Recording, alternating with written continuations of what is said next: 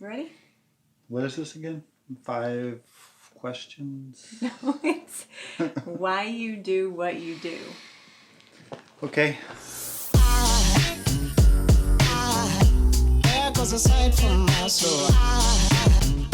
So, hey guys, this collaboration was, I guess, started by Hidden Meadows Farm, who tagged Eric over at Life in the Farmland, who then tagged Becker's Backyard Homestead, and they kindly tagged us. Yep.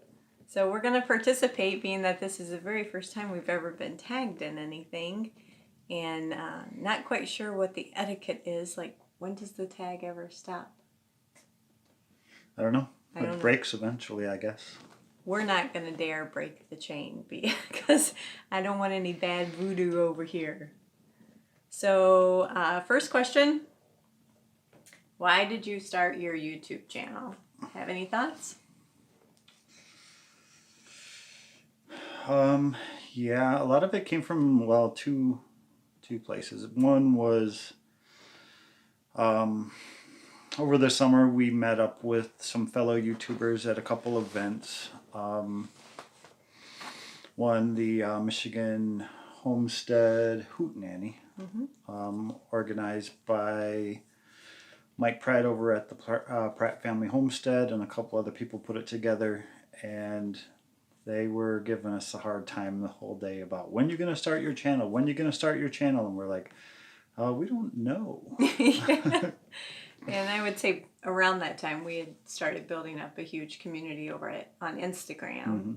And Yes. a lot of our Instagram fans were liking what they were seeing, but it was mostly just pictures and like, do you have a channel where I can go watch what you're doing? And some of those things kind of just, well, should we, shouldn't we?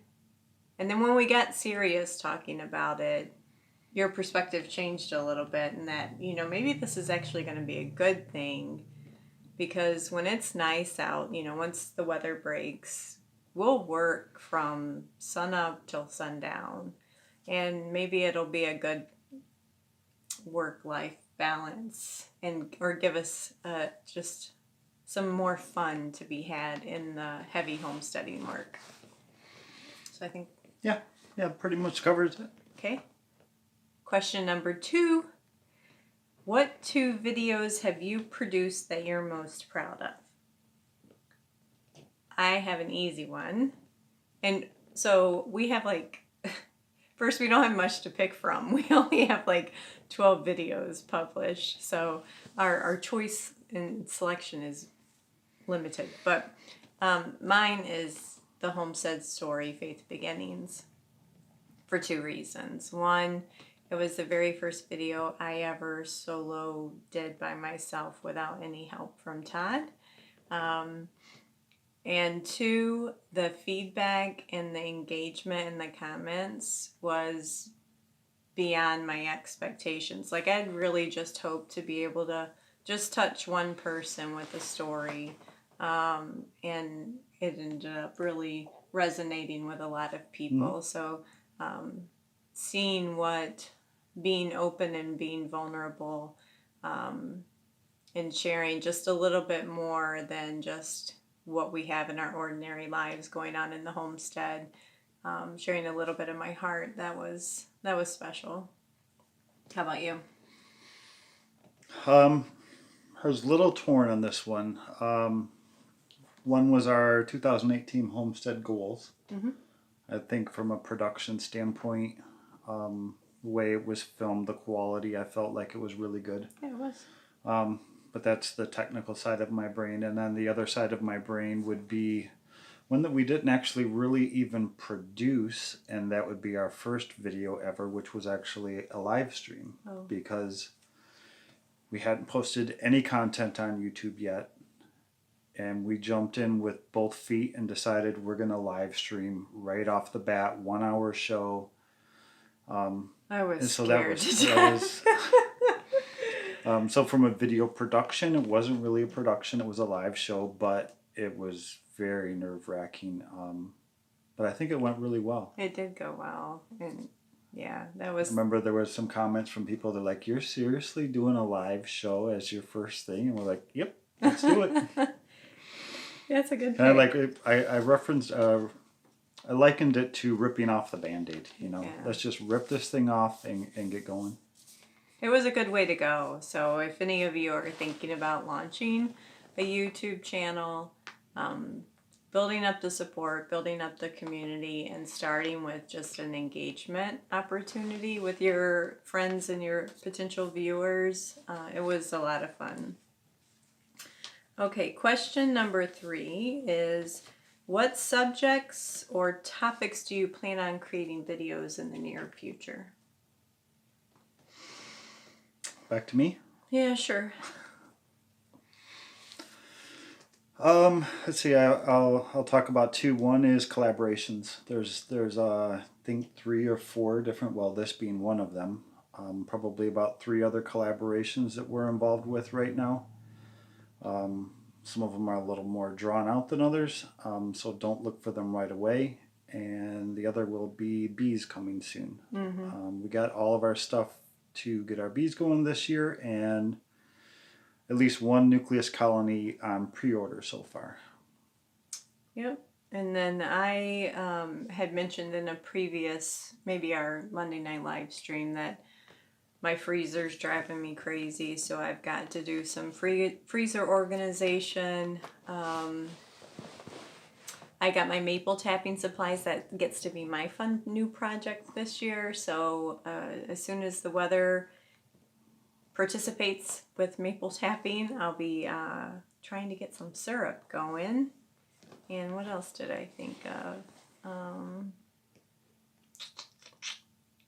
Probably just other things like round the house projects. Like we started tearing down or getting the paddock ready for the pigs. So again, we're just, a lot of what we do is dependent on whether or not we can get outside and film if it's not 20-mile-an-hour blowing winds. So otherwise, you know, our goal is to just always get you guys some kind of content at least twice a week. Okay, this is a fun one. It was a fun anyway to think about. What are your goals for your YouTube channel? You want to get rich? No. No, I think for me it was just another way to communicate with people. We've been super fans. We've been television cord cutters for a few years now, and basically just been watching YouTube for a couple years now. And while you can interact with content producers via comments, we felt like if we really wanted to be more connected with the community, that we needed to kind of let's do what they do. The community. Yeah. And it kind of really changes the way you watch other people's videos, because you've kind of been in, you know what it takes to produce the content now once you try to do it on your own. Yeah. So you definitely appreciate things a little from a different angle than you normally would. So how would you summarize that goal? Because I kind of missed it. Just becoming part of the community? Yeah, just more engaged in it. Yeah. At least for me, from my perspective. Yeah, which gets to, so how do you become, or why do you even want to become engaged in the community? And, you know, for me, so many of you guys that we follow inspired us and taught us a lot of the things that we're now able to implement, or we felt like we had the knowledge and the study materials, and we just hope to be able to aid in that in any way that we can, even if it's from our failures or the what not to do's, that other people out there that are searching to learn have the opportunity to learn from us as well. And then for me, I think goals wise, it's to create, building on the community, it's to create that engagement. I don't know how long you can keep it up on if your channel was to grow exponentially, but I love the engagement right now and all the comments and the feedback, and I reply to every single one, and I hope to be able to always keep that up. And so I think just building that desire to engage on the videos, like people are giving feedback, they'd like to see other things, and that's fun for me. That's really fun. Yeah, So for sure. I guess goal would be to grow that and sustain that. And if we happened to like have something go viral and I could retire, that would be awesome, but I'm not planning on it. Tell us something. Oh, this is the last question. Tell us something random about yourself that has not been discussed on a previous video. Me first again? I'll go first because I know mine. Okay. So I was raised, and I raised my kids as well, to be very independent. And part of my upbringing in that was that I was allowed to go live in Australia for 6 months as a young teenager as an exchange student. So any of our Aussie friends out there, I lived in Bombadary, New South Wales for 6 months when I was 15. All by myself. Very cool. I have a random facts about me. There's so many of them. He's the most eclectic person ever. Yeah, eclectic, eccentric. I don't know what you could call it. I've lived a long life so far. Yeah. I've experienced a lot. I'm going to go back to probably the same age range as your story, though. And when I was in my late teens, it was right around the time when New Kids on the Block was really popular. Oh, yes. And for some reason, and actually, if I can find it, I'm going to throw a picture in here for you of me back then. For some reason, a lot of the like-aged girls around that time frame, the teenage girls, for some reason thought I looked just like one of the guys from New Kids on the Block. So much so that there was a couple times when I'd be like at the mall shopping with my buddies, doing this and that, and these little girls would run up to me and ask me, they're like, "Oh my gosh, can I get your autograph?" And I'm like, If you don't know, it's Jonathan Knight, one of the Knight brothers. Yeah. If you can go back that far with us. But when you see this picture, you're going to understand why. I don't really think I look like him. I don't know what the thing is, but Yeah. So Todd got confused by young fangirls at the mall as one of the New Kids on the Block boys. yeah, more than one occasion, which was weird. That's very random. That is random, yes. Embarrassing at all? No. No. The picture probably more so. Yeah.